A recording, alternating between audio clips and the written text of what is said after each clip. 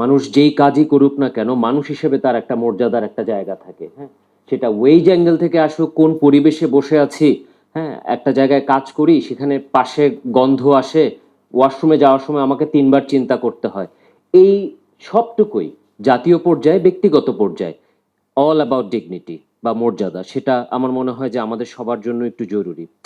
আহ, দ্রুত যাই, better work প্রোগ্রামটা কিন্তু প্রায় 500টা আরএনজি ফ্যাক্টরির সাথে কাজ করে এখন। হ্যাঁ, এখন ভালো জিনিস হচ্ছে যে আইডিয়ালি 500টা ফ্যাক্টরির সাথে কাজ করলে যতগুলো গুড প্র্যাকটিস আমরা চেষ্টা করি ফ্যাক্টরিগুলোকে ক্যাপাসিটি বিল্ড করবার, আদর্শগতভাবে এই শিক্ষাগুলা ইন্ডাস্ট্রিতে ছড়িয়ে পড়া উচিত। দিন শেষে আইএলও বা বেটার ওয়ার্ক আমরা কিন্তু ফ্যাক্টরি সার্ভিস দেই না, ইটস নট এ ফার্ম যে এটা আমরা কাজ করে যাব। আইডিয়াটা হচ্ছে যে আমরা 500টা ফ্যাক্টরিকে গুড নাম্বার অফ ইয়ার্স কাজ করবে তারা, এবং এই যে আমি আপাদের কথা শুনতেছিলাম যতগুলা জিনিস ডিসেন্ট ওয়ার্কের এলিমেন্টে রং হতে পারে সবগুলাই এখানে রং।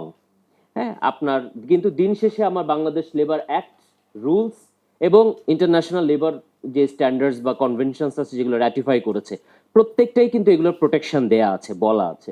সুতরাং আসলে ওই যে সুলতান ভাই বলেছে একটু সেমিনারের বাইরে গিয়েও আমাদেরকে দেখতে হবে যে কিভাবে করা যেতে পারে। 177-এর কথা উঠে এসেছে এইখানে। আমার যদিও এই বিষয়ে জ্ঞান খুবই কম, তারপর একটু শেয়ার করি যেহেতু একটা লিগেল এসেছে যে কোনটা আসলে হোম বেসড ওয়ার্কার। বিএলএ তে কাভার করা আছে, সুলতান ভাইয়ের কথাটা আমার জন্য আজকে একটু শিক্ষণীয় ছিল। বাট সহজ হিসাবে আমার মনে হয় এভাবেও চিন্তা করা যেতে পারে যদি আলাদা করে নাও চিন্তা করি। যে একটু আগে বলছিলেন যে আপনাদের কাজ, তারা মিয়া ভাই আপনি বলছিলেন যে আপনাদের কাজগুলো ফ্যাক্টরিতে যায়, তো সহজ করে হলে যত ধরনের শিল্প প্রতিষ্ঠানের কাজ প্রোডাকশন করে সেটা শিল্প প্রতিষ্ঠানের ব্যাক করে প্রত্যেকটাই ওয়ার্ক প্লেসের এক্সটেনশন হিসেবে কাউন্ট করতে হবে। সেটা এবার যদি একজন বসে বাগানে বসে কোনো কিছু বোতাম সেলাই করে সেটাও প্রযোজ্য হতে হবে।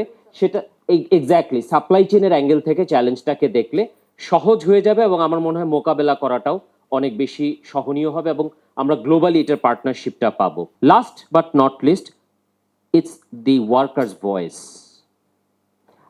যার জীবনের কোয়ালিটি চেঞ্জ করতে চাই, যার জীবনের গুণমান চেঞ্জ করতে চাচ্ছি, আমরা স্বপ্ন দেখছি, তার যদি ভয়েস, তার যদি কণ্ঠকে চেপে ধরি, শুনতে না পাই, সেটা সেমিনারে হোক, বাইরে হোক, ইউনিয়নের মাধ্যমে হোক, প্রতিনিধিত্বের মাধ্যমে হোক, শুনতে পারতে হবে।